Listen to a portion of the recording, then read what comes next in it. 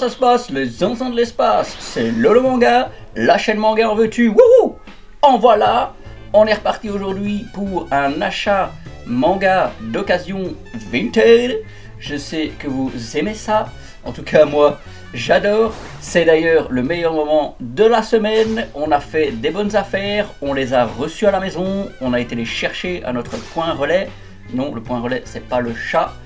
Mais ouais, franchement, très cool. Très content. Des fois, certains mangas, je les veux depuis des mois ou depuis des années. Et je reste patient parce que je me dis, tel lot ou tel lot est un petit peu trop cher par rapport à ce que ça vaudrait en occasion. Moi, je considère un produit comme étant de la seconde main à partir du moment où, bah oui, il a déjà été lu. Il n'est pas forcément abîmé, mais voilà, il a été acheté, il a été lu, il a été entreposé quelque part. Ça n'est plus du neuf. Il y a des gens qui, sur Vinted et sur d'autres plateformes, veulent vous faire croire que ils les ont achetés et ils les revendent immédiatement parce que voilà, ça les a pas plu, ils ont même pas lu.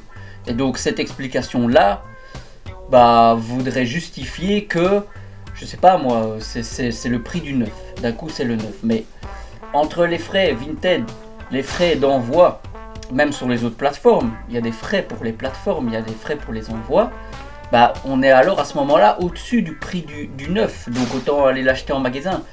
C'est ça que moi j'essaye des fois d'expliquer à certaines personnes sur Vinted qui pratiquent des prix atroces. Je les comprends, ils essayent de se refaire, ils ont peut-être fait un achat compulsif, ils ont peut-être fait un achat regrettable, et ils veulent vite s'en débarrasser, ils veulent pas perdre la mise qu'ils ont mis à la base dessus.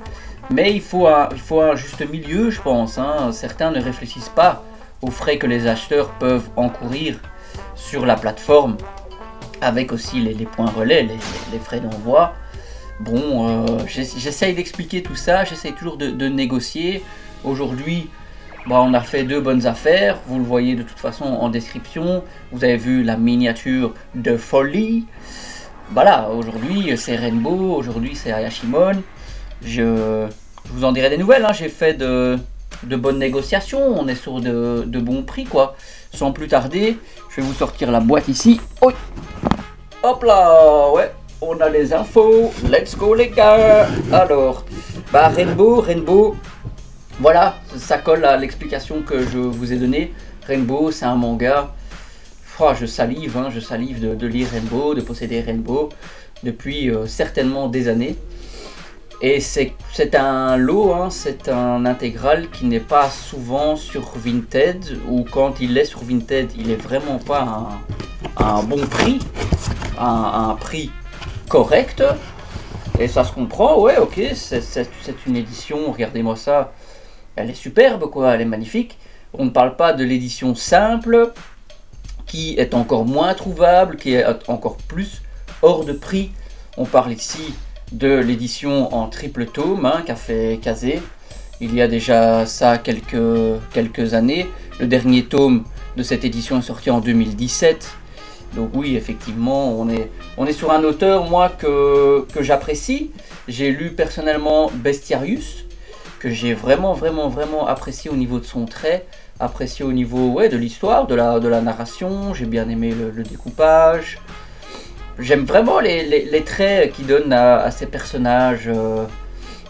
Je sais pas comment expliquer les traits. On peut le voir ici par exemple, les yeux, la manière dont il dessine les visages, les émotions.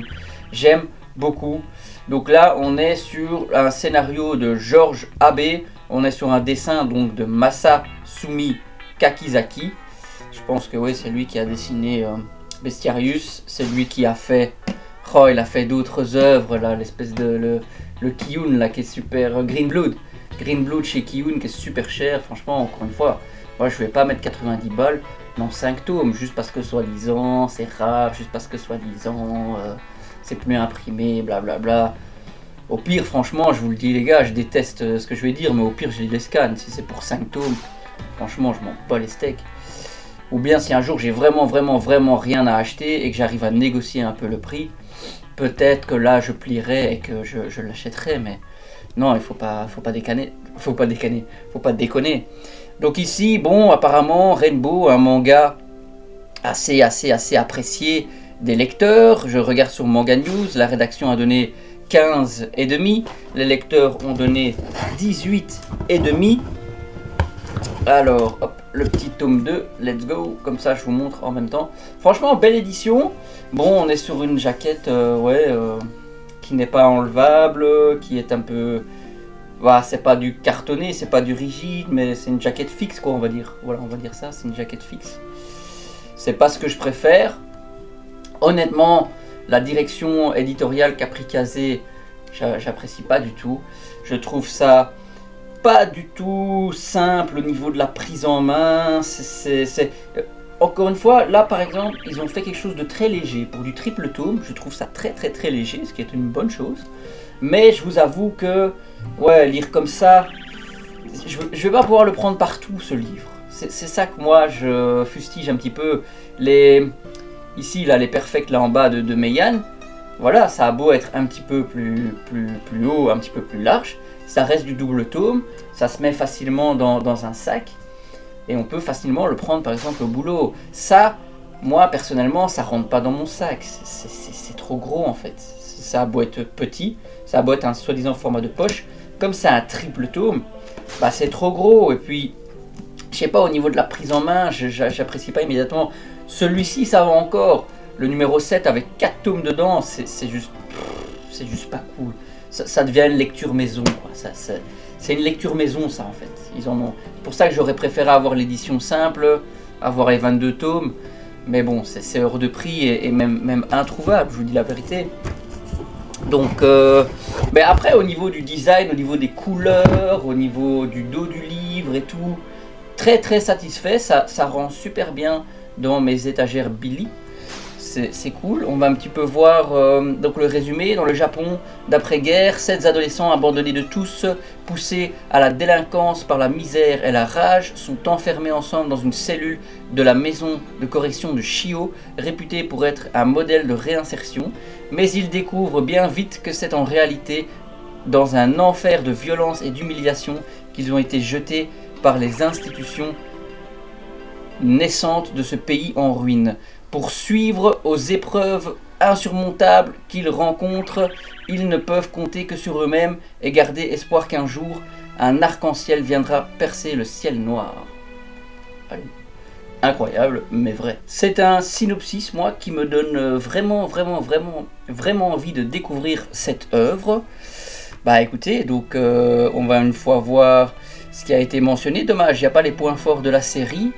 On va une fois un petit peu lire les derniers commentaires des lecteurs sur le site Manga News. Alors, entre temps, je vous prends le numéro 4 pour vous montrer. Let's go. Franchement, des très belles jaquettes. Des personnages qui ont l'air charismatiques. Ça, j'aime beaucoup. On reste sur du seinen.